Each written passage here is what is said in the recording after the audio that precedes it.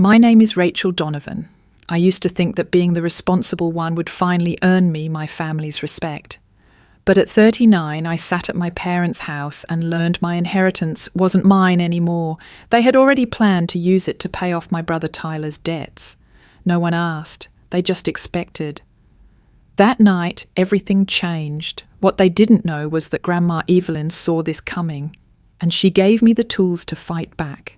If you've ever been the one holding everything together while everyone else falls apart, this story is for you. Stay with me. I never thought a simple text from my father could make my stomach twist in knots. Family meeting, Friday, 6 p.m. Important financial matters. That was all it said. No warmth, no context. Just a formal, sterile message that didn't belong in our family group chat. I stared at it for a full minute, my heart pounding in a way that had nothing to do with the financial clients I'd just finished advising. I should have known something was wrong. My family didn't do meetings. We did chaotic birthday dinners, passive-aggressive Christmases, and once-a-year barbecues where someone always brought up politics and someone else stormed out. Meetings? That was corporate, that was cold, that was planned, and yet I still drove 2 hours back to my childhood home because no matter how fractured the bond, some part of me still hoped that maybe this time it would be different. I pulled up to the suburban driveway I hadn't parked in for months. The hydrangeas my mother loved so much were blooming out front, the lawn was freshly cut, and everything looked picture perfect. But I wasn't fooled. I knew the dysfunction that lived behind those beige walls. What I didn't expect was the silver sports car parked right next to my spot, Tyler's new ride. How did he even afford that? Last I heard, he'd shut down his third failed business and moved back in with a friend. I swallowed hard, grabbed the bottle of wine I'd brought, a peace offering, a habit, and walked to the door. Mom greeted me with a smile too wide, her eyes darting nervously past me. "Sweetheart, you made it! Come in, come in!" Her hug was tight, a little too long. It smelled like lasagna, my favourite, but that only made the knots in my stomach tighten. She only made it when she wanted something or had something difficult to say. Dad stood in the living room, hands in pockets, giving me a curt nod instead of his usual bear hug. "Evening, Rachel. Glad you could make it?" His tone was clipped, formal. He looked like a man about to pitch a proposal, not a father welcoming his daughter home. And then there was Tyler, sprawled on the couch like he owned the place. "Hey, sis," he muttered without looking up from his phone. His watch glinted under the soft light. Definitely luxury brand. I did a mental calculation. That watch alone could pay 3 months' rent for someone living downtown. The air was thick with tension, too polished, too rehearsed. I'd sat through enough corporate pitches to recognise a setup when I saw one. My mother ushered me into the dining room where the table was set like Thanksgiving had arrived early. Crystal glasses, polished silverware, appetizers I didn't recognise. She had never gone to this much effort, ever. I sat across from my family, hands folded in my lap, playing the role of the good daughter. One last time. "We're so proud of you, Rachel," Mum began, voice quivering with faux emotion. "Your career, your condo, everything you've built. It's just incredible." Red flag. Compliments came before bad news. Always. Dad cleared his throat, straightening in his seat. "Your grandmother's passing has been difficult for all of us, but there's something we need to discuss. About her estate." There it was. The reason for the wine, the lasagna, the meeting. I kept my face neutral. "Okay, what about it?" Dad exchanged a glance with Mom, then continued. "You know she left you the majority of her inheritance. We all know how close you two were." His voice held an edge, resentment maybe. "But given Tyler's situation and the fact that you're doing well financially," Mom jumped in, tears forming, "your brother's been struggling so much. The economy, the pressure. We thought it would be best if we used the inheritance to help him get back on his feet." There was no question, no suggestion, just a statement, a declaration of intent. I blinked. "You thought—" "We already spoke to Grandma's lawyer," Dad said quickly. "It's just paperwork at this point. Family helps family, right?" I stared at the three people who were supposed to love me unconditionally and realised they didn't see me as family, they saw me as an opportunity. I didn't answer right away. Years of boardroom meetings had taught me the value of silence. Let them talk, let them reveal themselves. I looked at my mother, then at my father, then finally at Tyler, who was still scrolling his phone like he wasn't the reason I'd just been blindsided. "How much are we talking about?" I asked, my voice even. Tyler looked up. "Couple 100,000. Nothing crazy." 250,000, Dad corrected, as if that small detail didn't matter. As if $250,000 was just a rounding error. My hands remained folded, my face unreadable. But inside something cracked. 250,000. That's what they thought my love, my loyalty, my silence was worth. "That's a lot," I said slowly. "But it's manageable for you, honey," Mom said quickly, leaning forward, voice laced with that desperate warmth she used when trying to sell me on something I didn't want. "You're not married, no kids, you have your condo, your career, you're stable." I looked at her carefully. "And that means I should pay for Tyler's mistakes?" Tyler rolled his eyes. "They're not mistakes, they were calculated risks.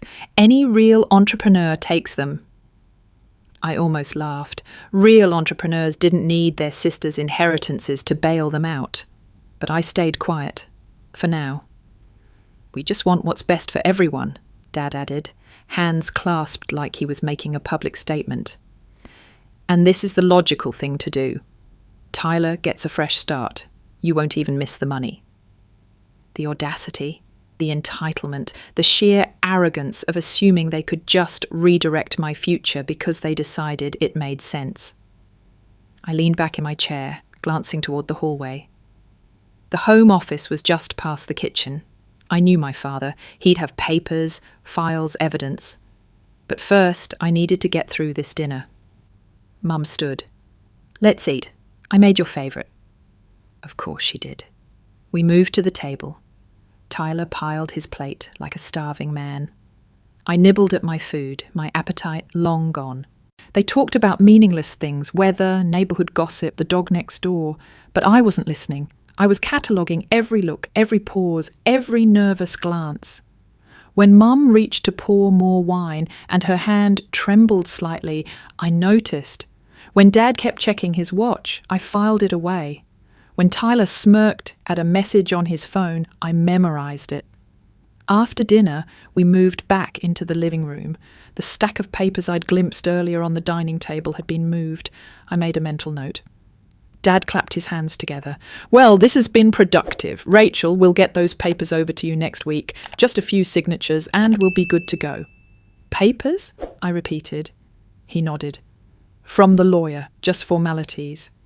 "And if I don't sign?" I asked, tilting my head. "Silence," Tyler scoffed. "Why wouldn't you? It's the right thing to do." "And Grandma Evelyn?" I asked softly. "What would she think about this?" That hit them. Mom flinched. Dad's jaw tightened. "She'd want what's best for the family," he said stiffly. I nodded slowly. "Of course." But in my mind I was already planning. I needed to see those papers. I needed to know exactly what they'd done behind my back, and I needed time. "I just need a night to think about it," I said, standing. Mom looked relieved. "Of course, sweetheart. Take all the time you need." Tyler muttered something under his breath, but I ignored him. I walked down the hallway, heart racing. The house smelled the same, lemongrass cleaner and memories I'd tried to forget. When I reached the guest room, formerly my childhood bedroom, I closed the door and exhaled. They thought they had me. They thought I was the same girl who used to hand over her lunch money when Tyler cried. But I wasn't that girl anymore. I was a woman who knew how to protect herself. I sat on the edge of the bed staring at the floor. The room was a shell of what it used to be. My posters long gone, the floral bedspread my mum insisted on now faded. The bookshelf, once crammed with college prep books and financial guides Grandma Evelyn gave me, was now empty except for a candle and a fake plant. It didn't feel like my room anymore. It felt like a guest suite in a stranger's home. but maybe that's what it had always been. I let my mind wander back to the times when my sacrifices weren't even acknowledged, just expected. I remembered being 17, saving every dollar from my part-time job at the library for a laptop I desperately needed for college. I was 2 days away from finally buying it when Tyler crashed his bike, trying to jump Mrs. Lively's garden fence, and smashed her expensive lawn decor. The next morning, my parents pulled me aside. "We had to use some of your savings to help cover the cost," Mum had said gently, "but we'll pay you back soon, okay?" They never did. Instead, I worked extra weekends for another month while Tyler played video games and joked about how the gnomes had it coming. That was just one example. There were dozens. When he blew his allowance on junk food and comics, they gave him more. When he failed math, I was the one forced to tutor him while managing my AP courses. When he dropped out of college after a year of partying, they never blamed him, just said it wasn't the right fit. Meanwhile, I put myself through school, juggled internships, and built a career from the ground up. Not because anyone helped me, because I had to, and now they were expecting me to give it all up again. As if the money Evelyn left me wasn't a recognition of everything I'd endured, everything I'd become, but simply another resource to throw into Tyler's bottomless pit of failure. I stood and paced the room, mind racing. This wasn't about money, it was about the pattern. The belief that I owed them something because I was strong, because I could survive, as if my resilience was a license for them to exploit it. A soft knock on the door pulled me out of my thoughts. "Rachel?" It was Mom's voice, tentative. I opened the door. She held 2 mugs of tea. "Chamomile," she said with a smile, too soft, too sweet. "Thanks," I replied, stepping aside to let her in. She sat on the edge of the bed, sipping quietly for a moment. "You know, your father and we really admire how far you've come." I nodded, waiting. "It's just," she sighed, "your brother hasn't had it as easy." I nearly choked on my tea. "Easy? I mean emotionally," she said quickly. "He's always struggled with direction, with feeling good enough. Maybe we didn't always handle it perfectly, but we did our best." "So did I said evenly, "but I didn't get bailouts or second chances." Her eyes filled with tears. "We were just trying to hold the family together." "Isn't that what family does?" I studied her face. It wasn't guilt I saw, it was fear. Not fear of losing me, fear of losing control. "I need some time," I said finally. "Just a little space to think." She nodded, rising slowly. "Of course, just don't take too long. Tyler's situation is urgent." After she left, I sat back down and stared at my tea. The guilt was creeping in, like it always did. They knew how to press those buttons, the wounded tones, the moral appeals, the unspoken suggestion that saying no made me cold, ungrateful. But not this time. I picked up my phone and opened a secure app I hadn't used in months. It was time to see if Evelyn's attorney, Mr. Green, was still on call. Because if my parents were playing games with my inheritance, I needed to know exactly what was at stake and what Evelyn had done to protect me. I stepped quietly into the hallway, listening for signs of life. The house had settled into the kind of quiet that only came after a long day of emotional manipulation. I moved silently toward the kitchen, passing the dining room where a stack of papers had been earlier. Now, the table was cleared, the runner back in place, and the documents gone. But I had another target. My father's home office door was closed, but not locked. I opened it gently and stepped inside, heart pounding in my chest. The room smelled like old paper and furniture polish. Nothing had changed since I was a teenager. The same bookcases, the same desk, the same locked drawer on the right-hand side that once hid Christmas gifts and tax documents. Tonight, though, the drawer was slightly ajar. I moved quickly but carefully. Inside was a labelled folder, T. Donovan Financials, in my dad's precise, blocky handwriting. Bingo! I opened the folder and scanned the documents. Loan statements, credit card bills, bank account overdrafts, and my breath caught, wire transfer receipts signed with my name. The signature was a clumsy imitation of mine, but close enough to fool someone not paying attention. One of the documents showed a $40,000 down payment on a condo. Another listed a lease agreement on a luxury car. A third showed payments to an online sports betting platform. I took photos of everything with my phone, hands shaking. Then I saw the email, printed, not digital, smart if you were trying to keep things quiet. It was from Sarah, Tyler's ex-girlfriend. Paul and Linda, it began. I'm writing because I care about Tyler and about your family. I need to tell you he has a gambling problem. He's in deep with some bad people. He asked me to take out a personal loan in my name. I said no, and he got angry. You need to stop giving him money. It's not helping. Dated 6 months ago, I sat down in the office chair, dizzy with fury. They knew. They had known for half a year and still planned to give him everything Grandma Evelyn had left me. And not just that, they had faked my involvement, used my name, my identity. That wasn't a mistake. That was fraud. I emailed all the photos to myself and a secure backup address Claire had helped me set up years ago, just in case. I finally understood what she meant by you can't trust people just because they're family. Just as I was slipping the folder back into the drawer, I heard footsteps.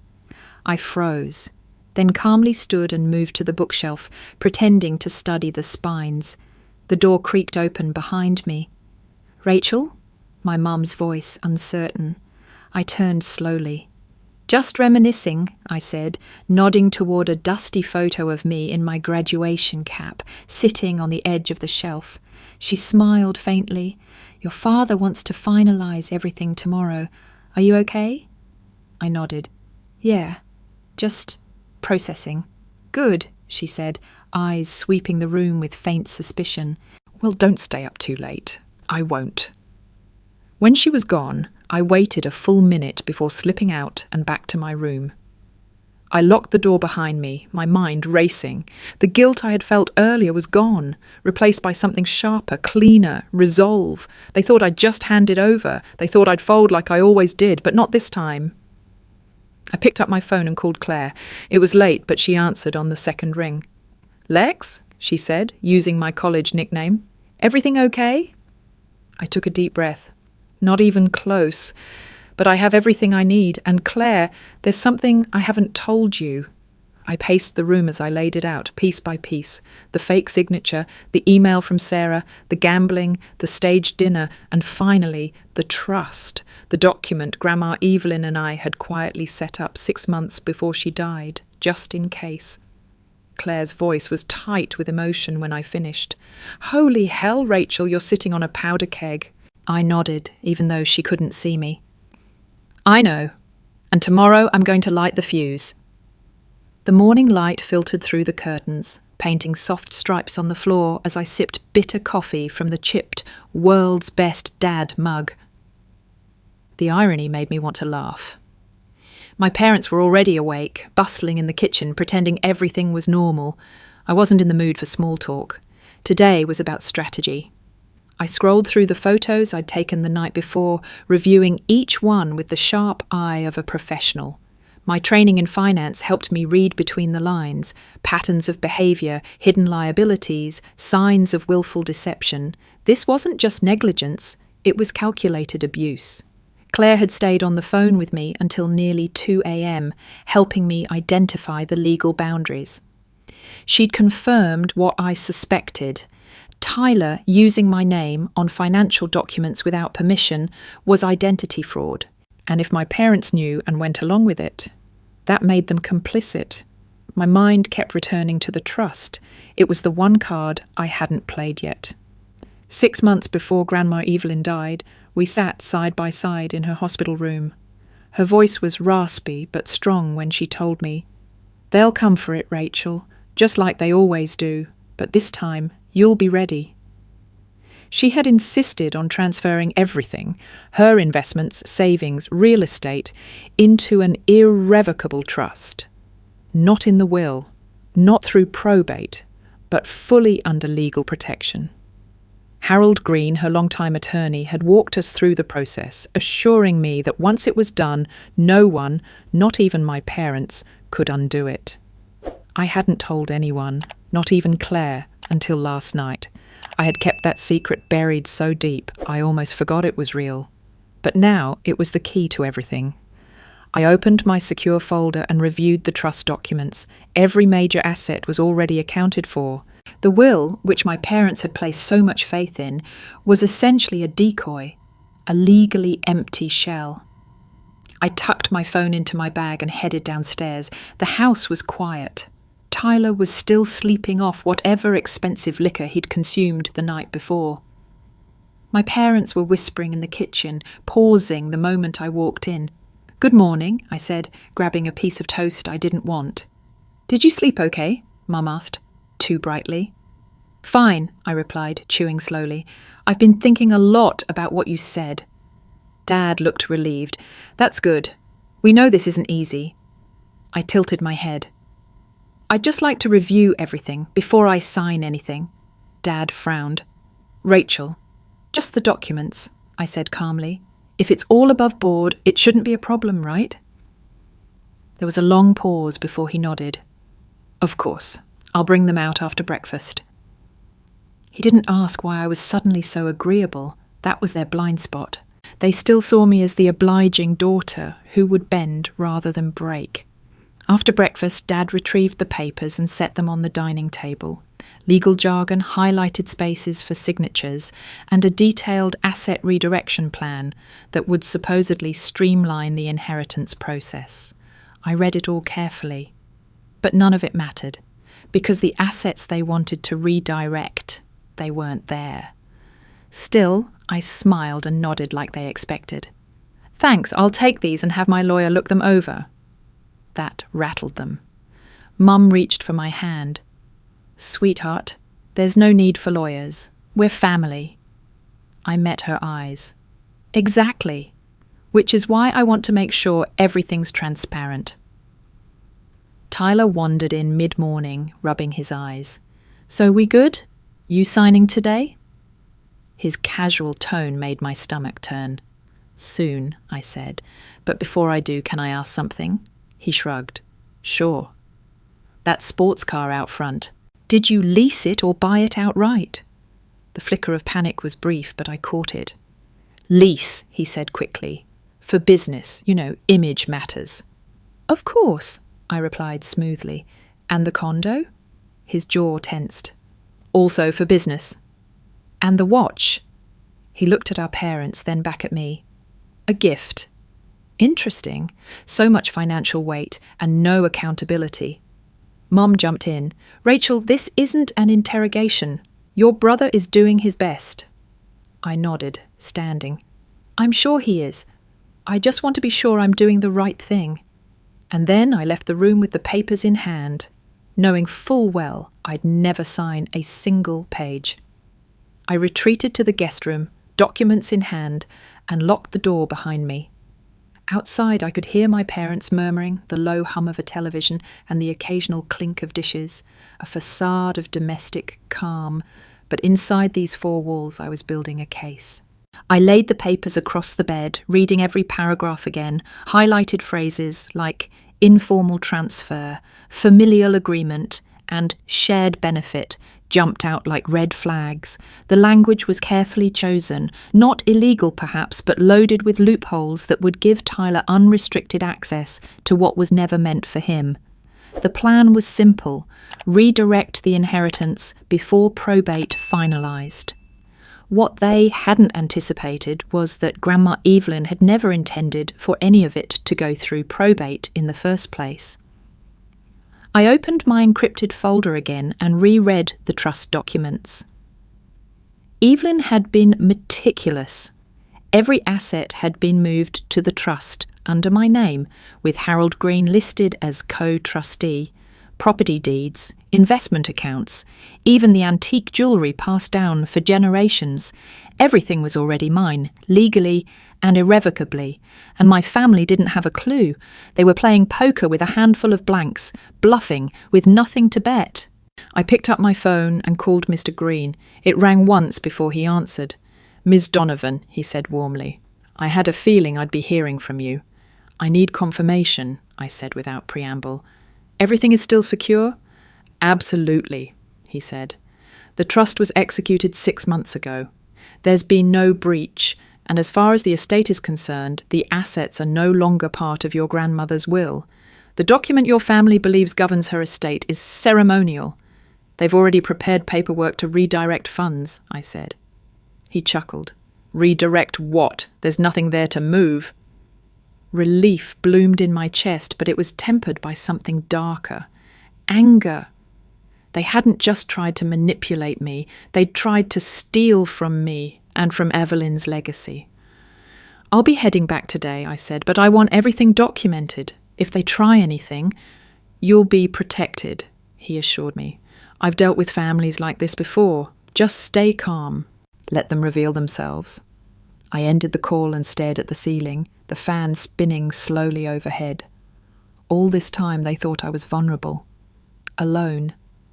They didn't realize Evelyn had seen this coming and armed me with more than just paperwork. She gave me the power to walk away, but I wasn't ready to leave just yet. I needed to know how far they'd go. Late that afternoon, I came downstairs to find the house unnaturally quiet. Tyler was gone, probably out bragging to someone about the windfall he thought was coming. My parents were in the living room, sitting side by side on the couch, a folder between them. They looked up, expectant. "I think I'm ready to sign," I said. Mum's eyes welled up instantly. "Oh, Rachel, thank you. You're doing the right thing." Dad handed me the pen like he was bestowing an award, but I didn't reach for it. "Before I do, I just need to understand the full extent of Tyler's debt. Transparency, right?" They exchanged a look, and Dad cleared his throat. "It's complicated. Business expenses, mostly." "I'm sure," I said. "But I'd like to see the breakdown. Loans, interest rates, outstanding balances. If I'm taking responsibility, I need full clarity." "That's not necessary," Mom said quickly. "We've handled the details." I tilted my head. "But I haven't, and I'd like to, especially the part where he took out a loan using my name." The silence that followed was suffocating. Dad's face turned pale. Mum's mouth opened, then closed. "That was a misunderstanding," she finally whispered. "No," I said softly. "That was fraud." Tyler walked in just then, holding a smoothie and sunglasses on his head. "We doing this or what?" I turned to him. "Tell me about the loan you took in my name." He froze. "What are you talking about?" "The one with your signature that looks suspiciously like mine." He looked at our parents. It was supposed to be temporary." Dad said. Dad stood abruptly. "Rachel, let's not make this into a legal issue. This is a family matter." I stepped back. "Exactly, and it's time I handled it like one." They still didn't understand, but they would. Tomorrow. The next morning, I dressed carefully, not for style, but for control. Neutral tones, no jewellery, hair tied back. I looked like I was heading to a client meeting, and in a way I was. This was no longer a family visit. It was a negotiation, and I needed to be the one holding the pen. I walked into the kitchen to find my father already at the table with his coffee, flipping through a newspaper he probably wasn't reading. Mum was scrambling eggs, humming to herself in a forced cheerfulness that grated against my nerves. Tyler was nowhere in sight, but I could hear the bass from his music upstairs. "Good morning," I said as I poured myself some tea. "Morning, sweetheart," Mum replied. "Sleep well?" "Better than expected," I lied. Dad folded his paper and set it aside. "So, have you made a decision?" I nodded slowly. "I have. But before I commit, I want to go through the numbers again. With Tyler." Dad's brow furrowed. "That's not necessary." "It is for me," I interrupted. "I won't sign anything unless I understand exactly what I'm being asked to cover." He hesitated, then called out, "Tyler, down here, now!" A minute later, Tyler descended the stairs in sweatpants and a hoodie, yawning as if we were interrupting his vacation. "What's up?" he asked, grabbing a banana from the counter. "I want a breakdown of your debts," I said, line by line. "You want my money? You're going to be transparent." He rolled his eyes. "I already told you, it's business stuff." "Then it should be easy to explain," I said, folding my arms. Dad jumped in, tone defensive. "Rachel, your brother's been under a lot of stress. This interrogation isn't helping." "I'm not interrogating," I said evenly. "I'm auditing." Tyler sighed dramatically and pulled out his phone. "Fine, there's the restaurant loan, that was 50 grand, then the condo down payment, which was 40, the car lease about 20, some credit cards, maybe 30 more. "That's already 140, I said. "What's the rest?" He hesitated. "Living expenses." "Define living," I said. "Rent, food, travel for networking." "Travel?" I raised an eyebrow. "You mean the trip to Miami? Or the one to Tahoe? Or maybe the luxury spa in Sedona?" He blinked. "I had to impress investors. With massages and mojitos?" "Rachel," Mum said sharply, "this isn't helping." "No," I replied, "it is." Because with every word, every excuse, Tyler was digging his own grave, and I was finally ready to stop handing him a ladder. "I'll need the documents by tonight," I said, "or there's nothing to sign." Tyler threw his hands in the air. "This is ridiculous!" Dad stood. "That's enough. Rachel, this is family. We don't need formalities." I looked him dead in the eye. "You crossed that line when you forged my name." Silence. "Dinner," Mum said quickly, like an air hostess announcing turbulence. "Let's focus on dinner." I walked away, letting them stew in the weight of what had just been said. I wasn't here to negotiate anymore. I was here to watch them implode under the pressure of their own lies. Later that evening, I returned to the office one last time. I'd seen what I needed, but now I wanted them to know I knew. I left a sticky note on the folder in Dad's drawer. Forgery is a felony. A small gesture, but enough to rattle. That night we sat in silence around the dinner table, the lasagna untouched. No one had the appetite for performance anymore. Tyler scrolled his phone. Dad stared into space. Mum picked at her salad. I let the silence stretch. "I've reviewed the documents," I said finally, placing the folder on the table. All three heads turned in unison. "And?" "I'll give you my answer tomorrow." But Tyler began. "No," I cut in. "Tomorrow." They didn't realise it yet, but tomorrow wasn't going to be the victory lap they expected. It was going to be the reckoning they never saw coming. The next morning, the tension in the house was like static electricity. I could feel it crackling in the air before I even left the guest room. The hallway was too quiet, the kitchen too neat. Something told me they had stayed up late, whispering, planning, scrambling to keep the narrative intact. I showered, dressed simply, and slipped my phone into my pocket, already recording. When I entered the dining room, the entire family was waiting, like this was a board meeting instead of a family breakfast. Dad stood at the head of the table, Tyler lounging beside him in a hoodie that probably cost more than my entire outfit. Mum sat perched like a bird ready to chirp on cue. "Rachel," Dad said with a forced smile, "we're glad you've had time to think. We hope you've come to see reason." I took my seat slowly, placing a plain envelope on the table. "I have, and I want to clarify a few things before we proceed." "Of course," Mum said eagerly. "We're open to answering anything." I looked directly at Tyler. "You said most of your debt is from business expenses, but you also listed personal items, luxury items. Why is that?" He shrugged. "They're kind of the same when you're building a brand. Image is everything. And forging my name, was that part of your branding strategy too?" The smile vanished from his face. I didn't. You did, and I have the documents to prove it." Dad jumped in. "Rachel, if you're trying to make a point, I'm trying to understand how far you're willing to go," I said calmly, "because what you've done is more than unethical. It's illegal." Mum's hand flew to her chest. "Sweetheart, let's not talk like that." We're family. Exactly, I said, reaching into my envelope and pulling out printed screenshots. Family doesn't falsify documents, family doesn't lie, and family doesn't try to rob the only member who's ever carried her weight. Tyler looked away, Dad's jaw clenched. Mum's tears came on cue. You've always thought you were better than us, Tyler muttered, with your fancy job and your lectures. No, I said quietly. I just thought you might one day respect the work it took to get here. I let the silence settle before pulling out my final card. You wanted me to sign these documents to redirect Grandma Evelyn's inheritance, but what you didn't know is that those funds no longer exist in her estate.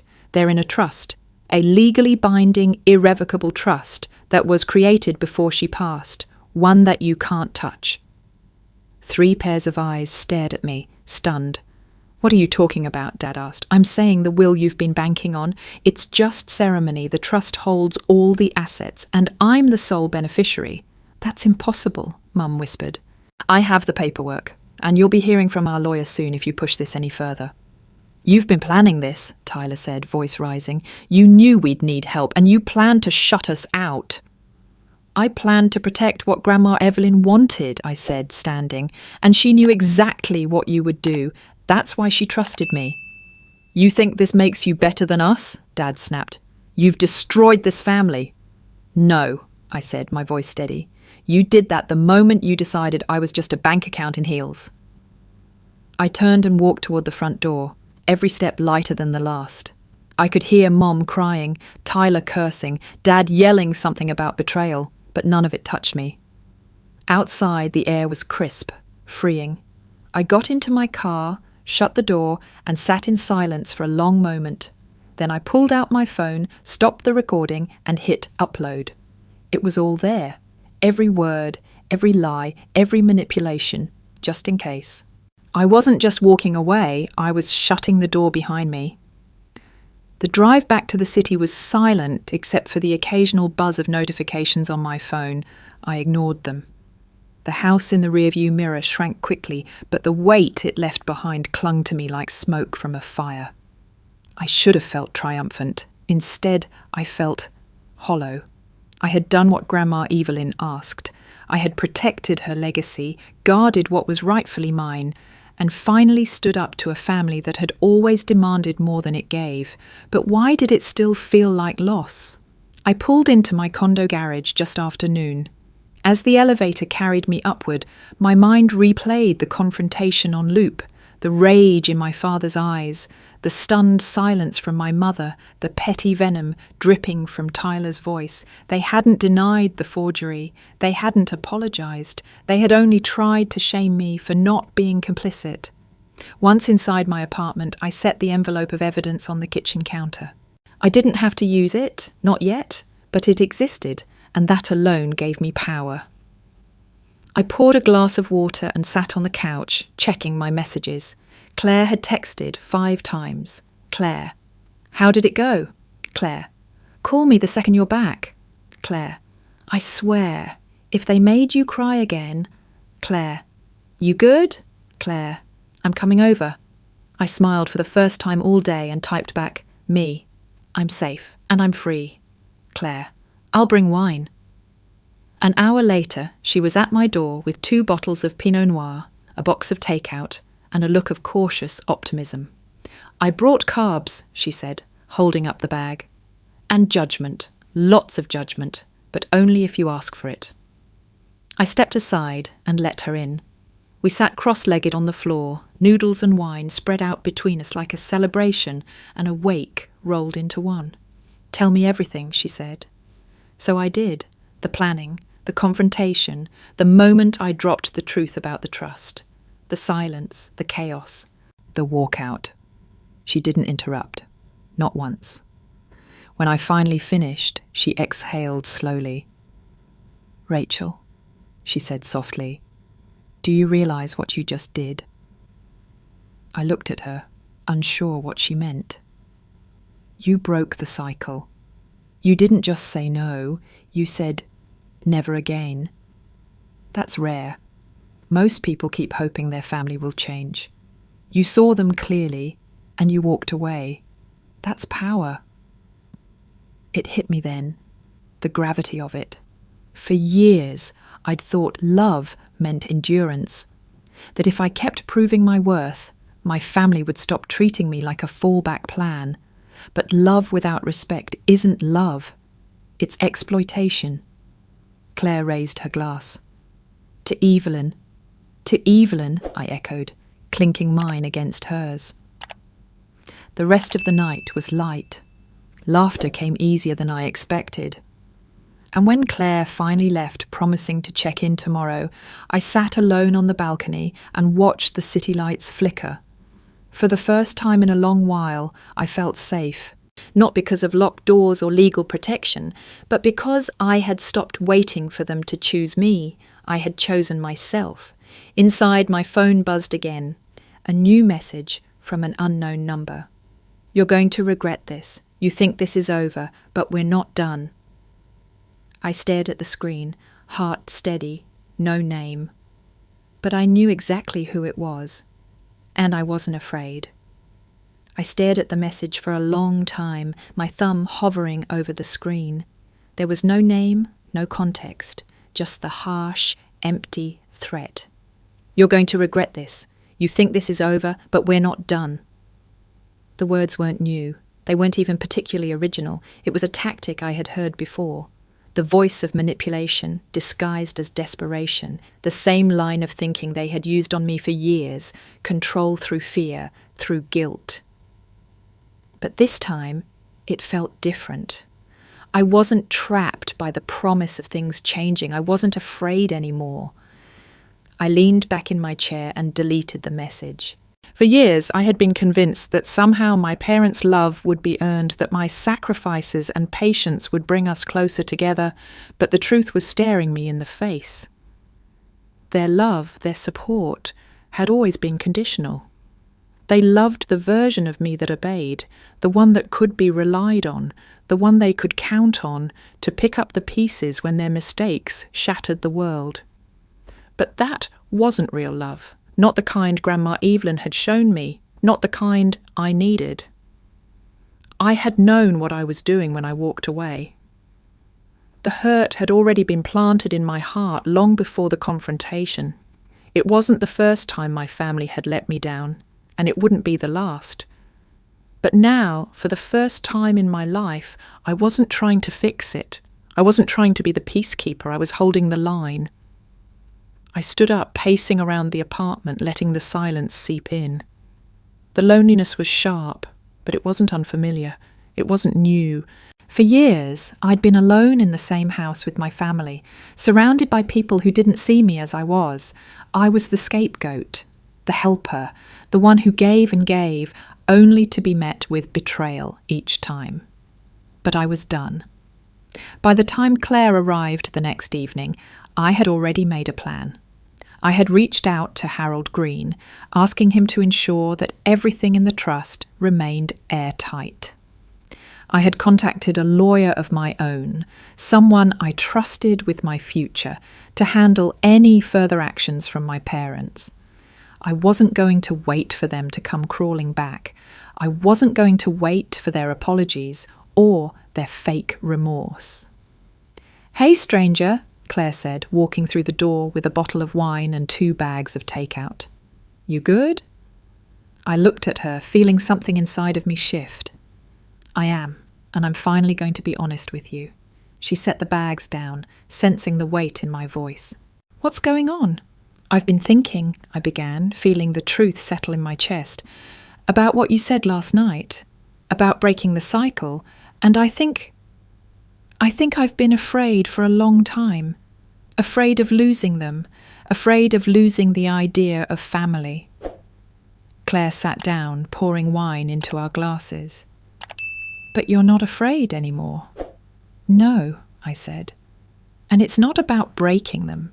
It's about breaking free. I'm tired of being the person who always cleans up after their messes.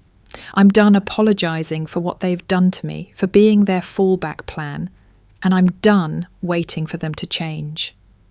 She smiled, a quiet but knowing smile. "That's the Rachel I know."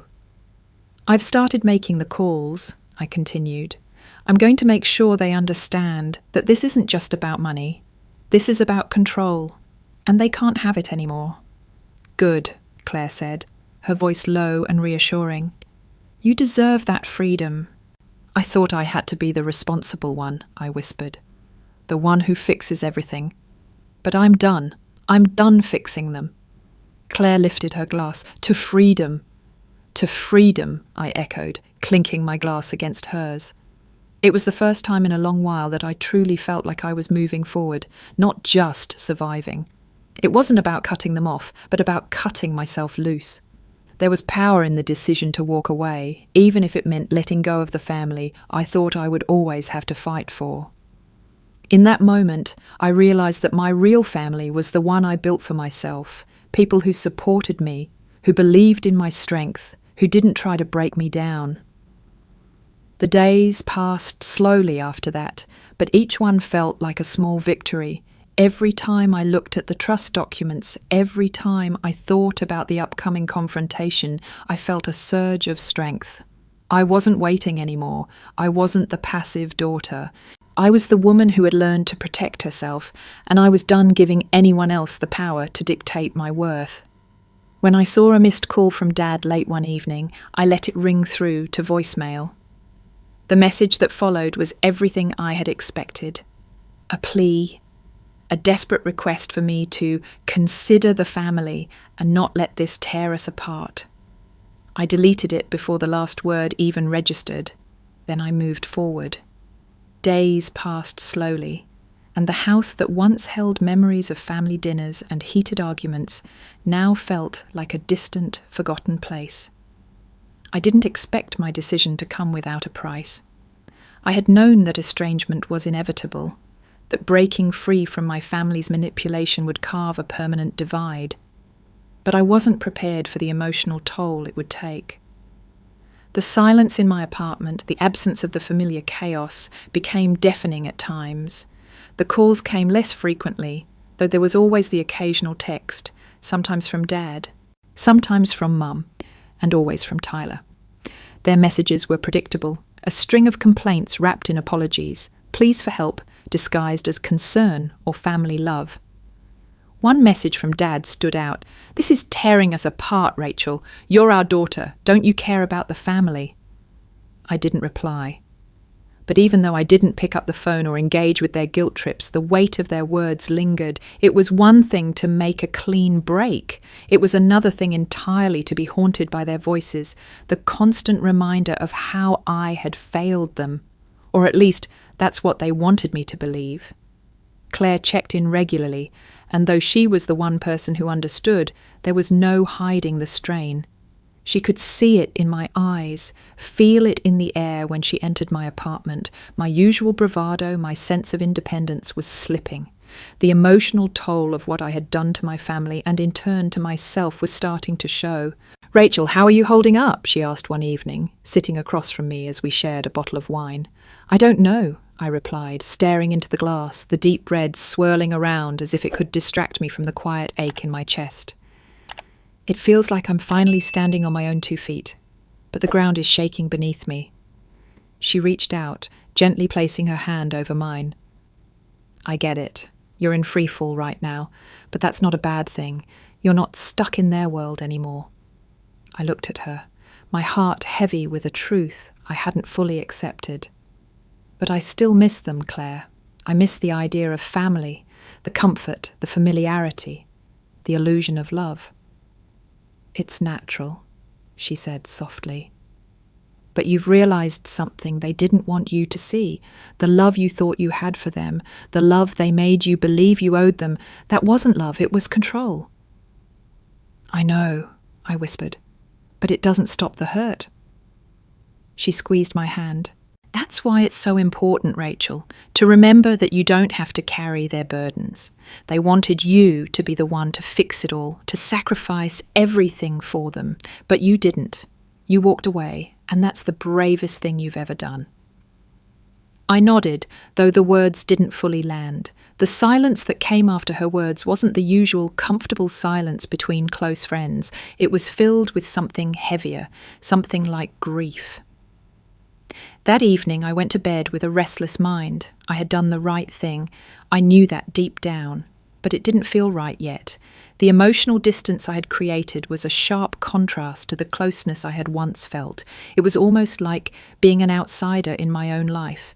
Every call I didn't take, every message I ignored, pulled me further away from the person I had once been.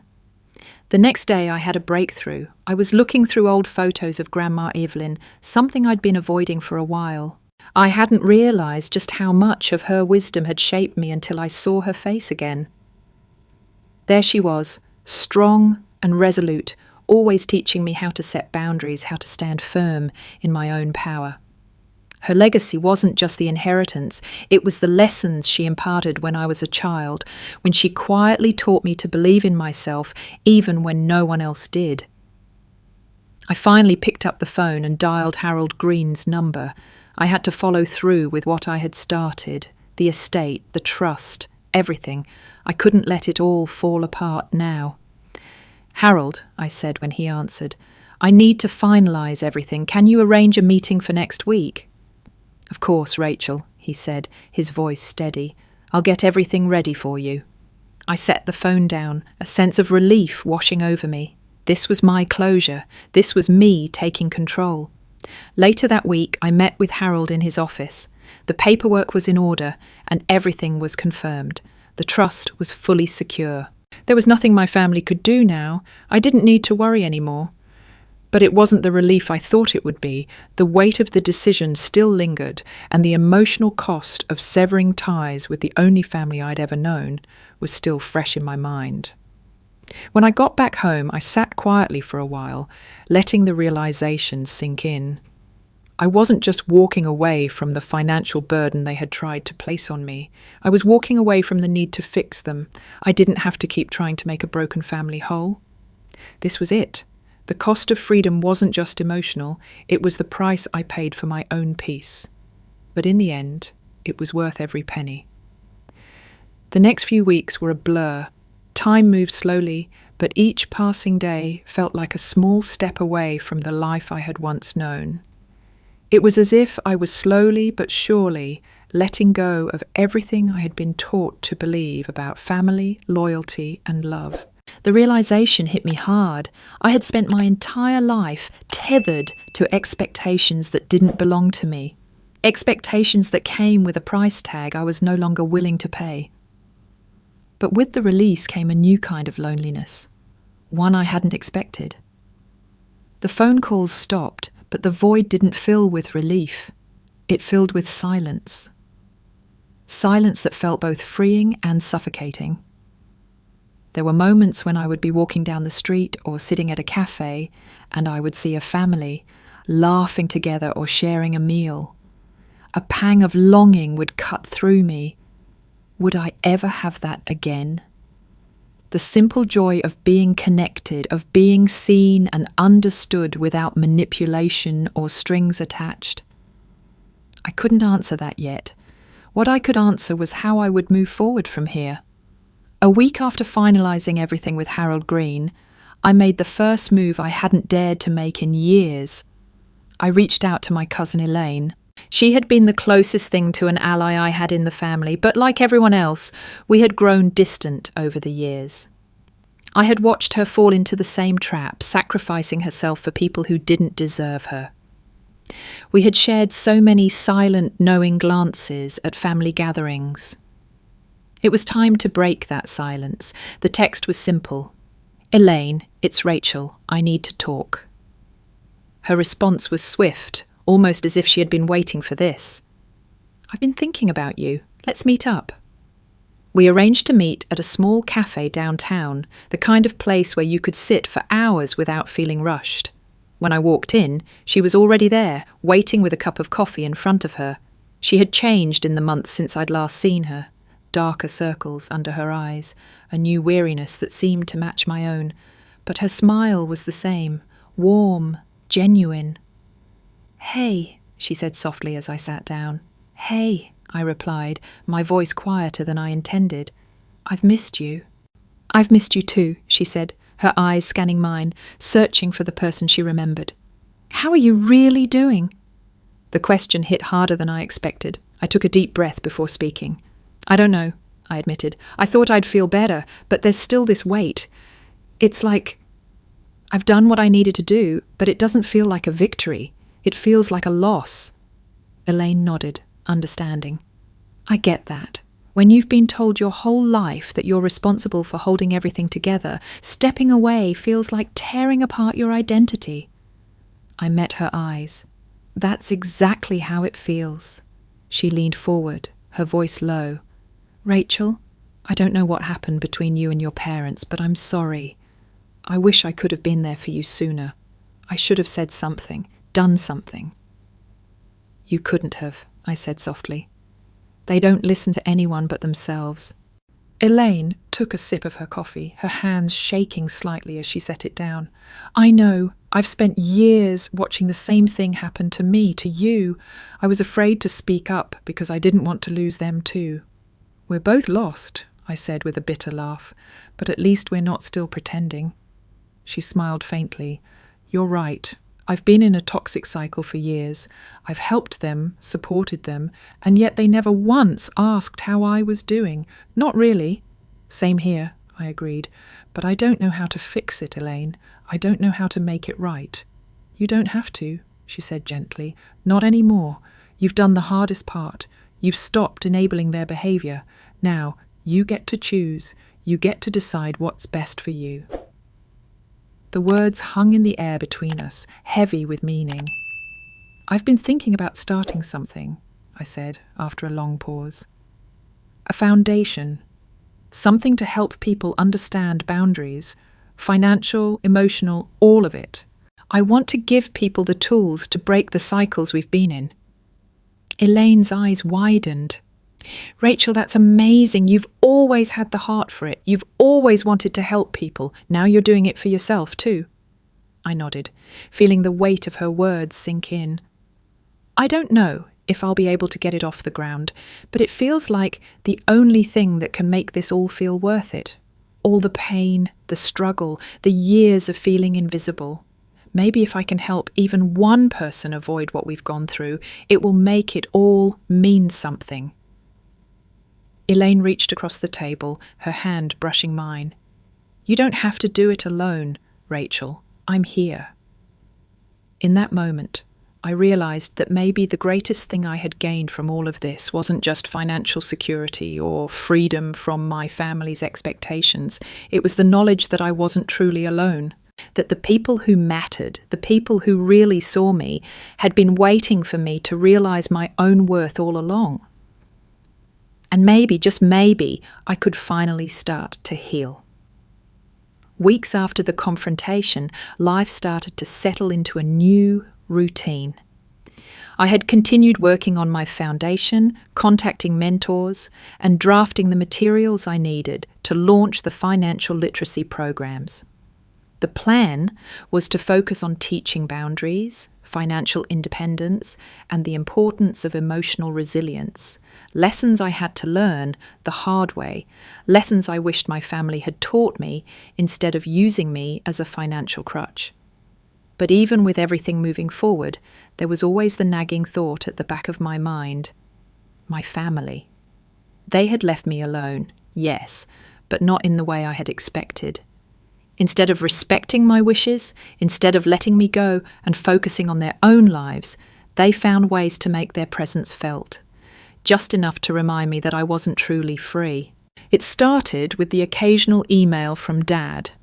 Short messages like, I'm thinking of you, or how's work? They were never angry. They weren't pleading or begging for help. They were polite, surface-level conversations that didn't ask for anything but were designed to chip away at my resolve. Then came the voicemail from Mom. I could tell she was crying even before I listened to the message. Rachel, please. Your father is sick. He's having a hard time and we really need you now. I don't know what happened between us, but I miss you so much. Her voice cracked on the word miss, and it hit me like a wave. The guilt, the temptation to pick up the phone, to listen, to fall back into the old pattern of being the one who fixed things. But I had learned that when people show you who they really are, you have to believe them. So I deleted the voicemail. I didn't tell Claire about the call. She didn't need to know. She was right. There were no second chances here, not until they could truly see me for who I was, not as a bank account or a fixer. The moment came unexpectedly, just as I had been settling into my new life. I was on my way home from a meeting for the foundation when I saw his number on my screen. My heart skipped a beat, and for a moment I considered letting it go to voicemail. But something inside me urged me to answer. "Rachel?" Dad's voice came through the speaker, tight, careful. "I know you don't want to talk to us, but please just hear me out." I swallowed hard. "What do you want, Dad?" "We're in a bad place right now," he said, his voice cracking. "Tyler's latest business failed and we're drowning in debt. He paused, and for a moment I thought he might cry. "I need you to help us. Please." I felt a knot tighten in my stomach, but I didn't let it show. "You're asking for money again?" "No," he said quickly. Not money, just your help. Please, Rachel. We can't do this without you." I closed my eyes. The anger, the betrayal, the hurt, they all rushed back in a wave. The way they had always assumed I would come through, the way they never considered how much they had taken from me. "You still don't get it, do you?" I said, my voice low but steady. "This isn't about money.